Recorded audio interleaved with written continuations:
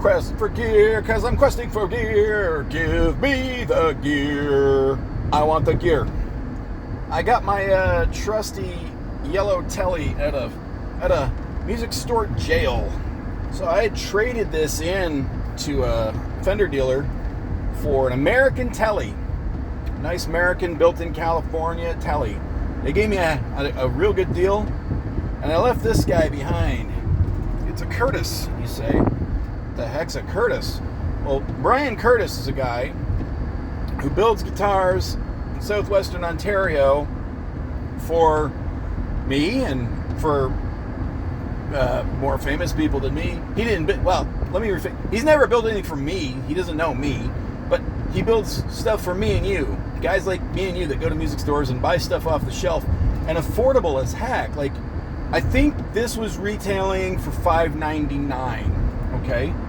And he also builds custom stuff for guys in Nashville. I'm grasping at names here, but let's just say guys like Rhett Shull. Not Rhett Shull, but guys like Rhett Shull and Rhett Shull's Nashville buddies, okay? Those kind of guys. I knew some famous names, and now they're gone from my tiny brain. Anyway, Brian Curtis in southwestern Ontario builds beautiful, quality, very affordable guitars. I also have a Strat. We call it the avocado Strat. You might have seen it on the channel where he messed up the paint, the blue and the yellow. He made this green. The whole guitar looks like somebody cut an avocado in half, and the pickups are where the avocado pit would be. So anyway, I traded this Brian Curtis yellow Tele in, and since, well, I've been going around. I've been to 20 music stores in the last couple months playing different Teles. Everything from 72 Fender, like the real deal vintage Fender stuff, to I put my hands on a custom shop. I've been playing Player Series 2, Squier Classic Vibes, Squier Affinities, Squier Sonics, which are, for my money, all very nice, but none of them have this cool Tele bridge. That bridge, for me, it's got to be that bridge. I forget what they call that, but if it's not that, if it's more of those Tune-O-Matic or whatever the hell, like that, what they put on a Mexican Strat, then for me, this is the Tele configuration. String through and that bridge, okay? But anyway, so if I've been to music store, 20 music stores, and I've played 60 Teles in the last couple months, despite everything else going on in my life, this for me is one of the nicer Teles. It does have the fat baseball neck, which to tell you the truth, is not usually for me. I don't really like a Louisville Slugger guitar neck, but I don't mind it on this guitar. It's my only guitar that has the big fat baseball Louisville Slugger.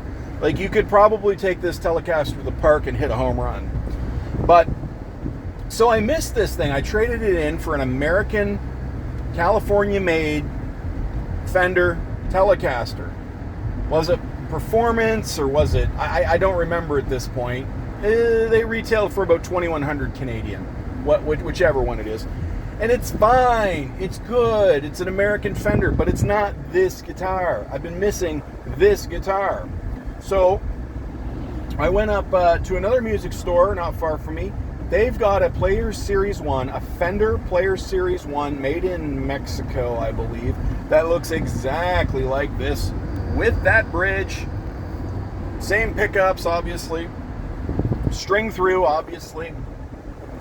I can get it for $800, and I was like, why would I go get a Fender Player Series 1 when I can go get this Brian Curtis guitar? Okay, there's no resale value on the Brian Curtis. I get that. I'm not going to put it on Reverb for $800. Obviously, I didn't pay that. But I'm just saying, if I turn to you guys and go, hey, you want to buy a Brian Curtis? You're going to go, what? What's your cheap Chinese guitar? It's like, but it's not a cheap Chinese guitar. It's made here in Canada. I don't know where he got the wood. He got the wood from China for all I know. But this is a handcrafted artisan boutique guitar, and I just bought it back from the music store for about $4.50 with tax. And I also got this Dinosaur Junior strap. I'm a sucker for these J. Mascis straps. This is like the fourth one I've bought. And I think that that J Mascis strap's gonna look pretty sharp on this Tele. So yeah, I was like, why would I buy a Players Series, a Fender Players Series, made probably in Mexico, I think, beautiful guitar, for $7.99 in tax used, when I can go get my Brian Curtis Tele back out of music store jail. And I call it music store jail because, like a dummy, I did trade this in for that California. Now, 100% of the time when I trade a guitar in, unless I really hate it, 100% of the time, I feel bad. I feel like I'm dropping a child off to the orphanage. You know, not that bad, but it's like dropping your dog off to the pound and just saying, I'm a vain egomaniac. I don't like that it doesn't say Fender on my dog's head. So I have to leave Fluffy here home. You know, and I'm going to admit, the fact that it doesn't say Fender on the headstock, I have to admit, that bothers me. For resale value, and because, you know, I get sucked into the marketing. As soon as you see Fender on that headstock, you know the resale value's there. The quality's more often than not there. Now, that could start an argument. I'm sure I've heard lots of you guys, oh, I bought a Fender and it did this, and I bought a Fender and I didn't like that. Sure, you get some of that stuff. But, yeah, and I'm vain. I don't want people to see me playing a Curtis. I don't want people seeing me play a Squire, you know? I admit it, guys. I admit it. I know it's wrong-headed. I know it's petty.